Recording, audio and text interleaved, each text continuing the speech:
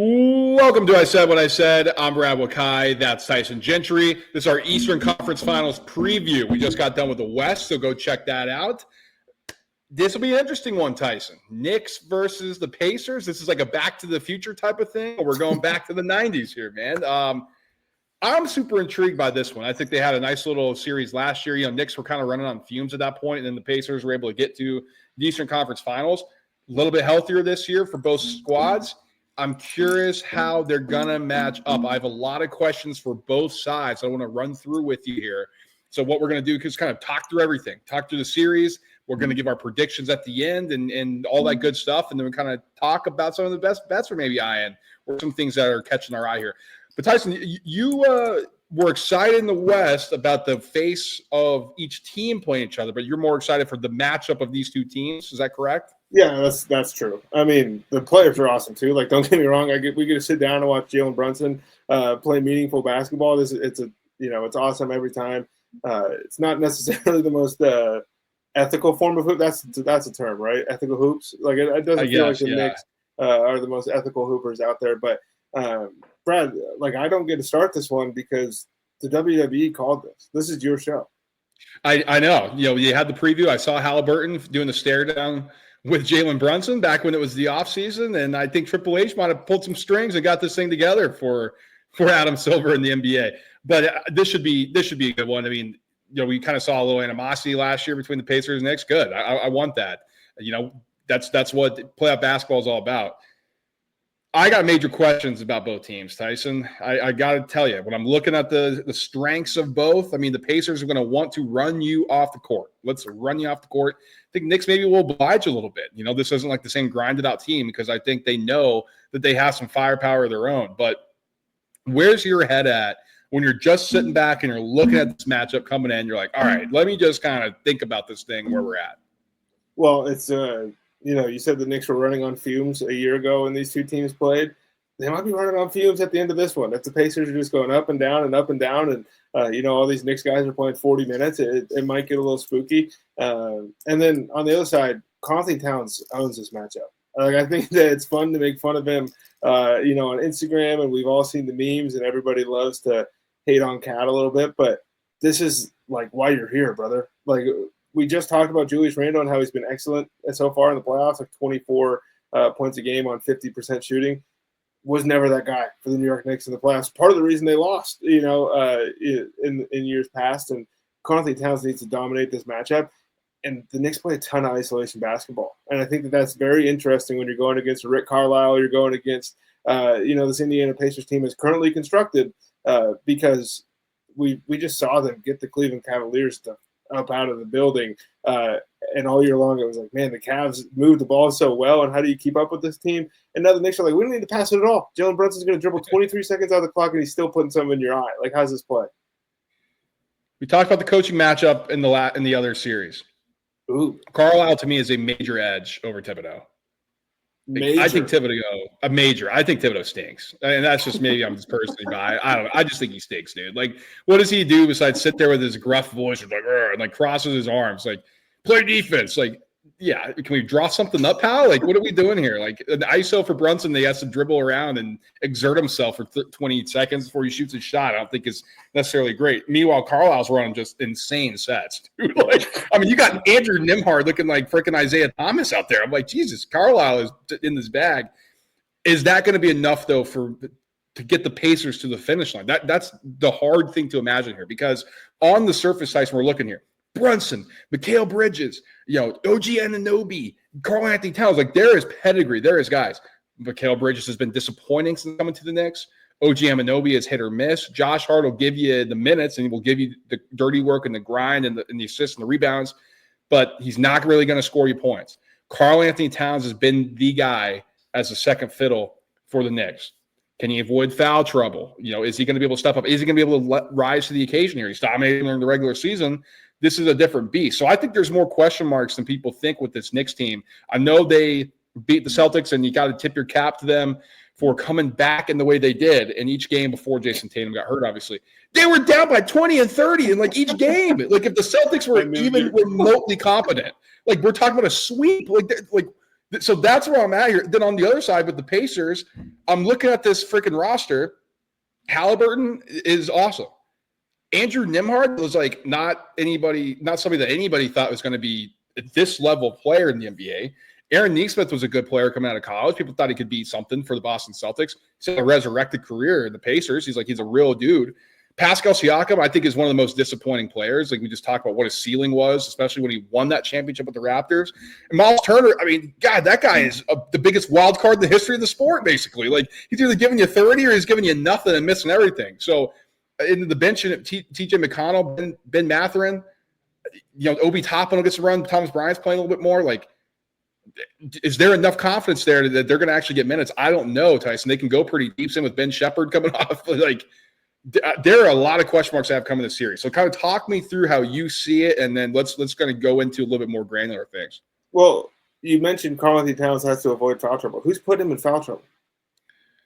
Maybe Siakam. Maybe if they can get to the rack. It's the only guy I can think of too, and that Pascal Siakam doesn't feel like he's been that player for a while now. And it's a 7-game series. Like if Pascal Siakam is Pascal Siakam, and of the Raptors or even the last couple of years with the Pacers, we might be having a different discussion.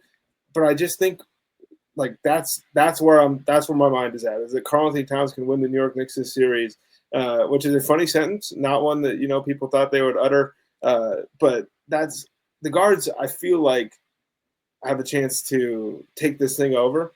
But if we're going to go playoff basketball scoring, I'm going with Jalen Brunson, and that I think that's the advantage. Haliburton has been fantastic, and he's also disappeared in some of these games, but they weren't necessarily supposed to be here. So you give him a pass for some of those things. I think that the Knicks have a decided advantage in the starting lineup.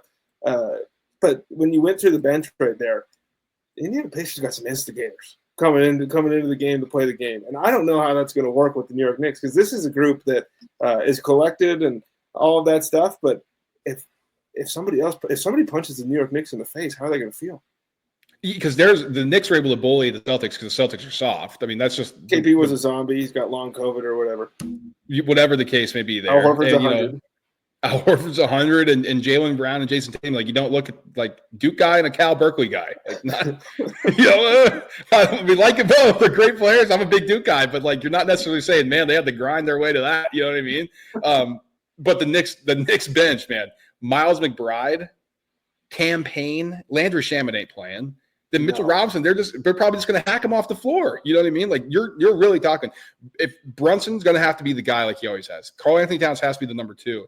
And then if they're going to win, it was because Miguel Bridges and OJ Anunoby were hitting shots. If those two are cold, this Knicks team is a lot worse than they look on paper, and it's a lot worse, even with Brunson's giving you 30, than they were against the Celtics because those other guys stepped up. Now, on the flip side here, man, the luxury that the Knicks have that the Pacers don't is that they know who their bucket getter is. Mm-hmm. Haliburton was that guy, but Haliburton isn't that prolific. I'm going to go get 30 when I need to. He's not like Shea. He's not like Ant. He's not like Brunson, where he is the prototypical point guard, where he can score, but he also wants to set you up, and that's the way everything runs through him. So can Nembhard score the points? Can Pascal Siakam step up? Can Nesmith hit shots? Shepherd hit shots? Can Ben Mathurin be the 6th man off the bench that's going to be the microwave? That's their key. Johnny Furphy, dude. Give him some love. TJ McConnell might get cat in the foul trouble, actually, now I'm thinking about it. That's what I'm saying. Like, I think that they got the instigators coming off the bench. I'm actually genuinely excited about that. And I didn't really talk a bunch about the coaching thing, but Rick Carlisle has been just a dog in the playoffs the last couple of years. Like, this is the new normal? Like, nobody's, it's like, oh, it's fun. The Pacers and Knicks are playing in the Eastern Conference Finals. They just walked to the Eastern Conference Finals after being here a year ago. This is the Indiana Pacers. It's crazy. It's crazy. Just wait till the Sixers get their guy, though. Come on, man. I can't even say it with a straight face. Let's get into some predictions here, Tyson. I'm going to go Knicks in 7. I'm a little bit worried about that prediction, though. I think there's more holes in this Knicks team than people think. If you kind of look at the betting odds, the books aren't as sold on the Knicks as I think the general public is in this one, especially because they come off beating the Celtics and all that. The Pacers are good, man. They're playing their best basketball right now. I think they have the coaching advantage. I think they have a deeper roster, and we kind of talked about you only really play 8 guys in the playoffs. But that does matter if it's going to be a grinding out series. I think the Pacers are going to be able to push some pace here. But I do think the high-end talent that the Knicks have is just a little bit too much. So it's going to push them to win this one in 7. I think that the Knicks starting lineup is much better. But I also think at the end of the day, defense wins championships and all that stuff. It's an old game. Ball goes in hoop. Pacers in 6. Pacers in 6. God, I love it. We're on the opposite sides of each other. This is fantastic. Tyson's got Pacers in 6. This would be great, man. I mean, you talked about it on the last one. Are the I guess not Knicks, right? Well, you don't have them making it or winning the championship, but Brunson probably wouldn't be considered the best in the history of the Knicks, even if he wins the championship. But we talked about this on the Western Conference preview. Go check that out. If Haliburton wins an NBA championship for the Pacers, he continues his career and puts up the stats and he has the numbers, I do think he's going to be looked back upon as the best player in the franchise history. And that's no slight to Reggie or anything like that, but Haliburton gets the ring and the numbers. It's hard to argue with it. We love Reggie Miller. We grew up on NBA Open Court, hearing him go on soliloquies about the history of the game and all this stuff. It was fantastic. The dude made the All-NBA third team once. That's disrespectful. But that's the truth. And if Tyrese Haliburton can add a ring and some of the other things that he's already accomplished, like if we're going to go accolade for accolade, Tyrese can catch up quick. Yeah, I mean, not disrespectful to point that out. It's disrespectful. How is Reggie Miller not freaking more than third-team All-NBA? Like, think about that. I agree with that as well. And Reggie, obviously, when he retired, he's the king of shooting threes and all this stuff, and the game's changed. So you can't just sit here and be like, well, actually, right now he's the 17th best shooter in the history of the league. Dude was awesome. Dude has iconic moments. People are still sending the Spike Lee gift. Reggie Miller gets to call every game for TNT. It is the last time that TNT is going to have the conference finals. Reggie Miller is seeing his boys go to the NBA Finals. All right. Let's get in a little money-making time, Tyson. We did this in the Western Conference Finals preview, and so I'll just go through it. So you have Pacers in 6. I'm going to see, what is that? So that's a plus 440. I got Knicks in 7, so that's plus 370. So that's a little interesting there if you want to call your shot on that front. But we're kind of circling some things that stood out to us. The one thing, I actually think I'm going to play this, Josh Hart to record a triple-double in any game, that's plus 190. That's going to be a bet for me for sure. Anything else that kind of stuck out to you as we go through this? Not a ton on these. Like the last in the West, we did the player series specials. A lot of them are Tyrese Haliburton focused, and there is one Andrew Nemhard that's on him to score more points than Jalen Brunson in any game, but it's only sitting here at plus 230, and I'm not super interested in it at that number. So if you go series most total points, I think that Jalen Brunson is the play there, but he's sitting at minus 430. If we go to most made threes, Aaron Nesmith is plus 550. And that would be the guy that I'm circling from the Pacers because I think Tyrese Haliburton is where your mind automatically goes. He's probably going to get up the most shots, and he's a great shooter.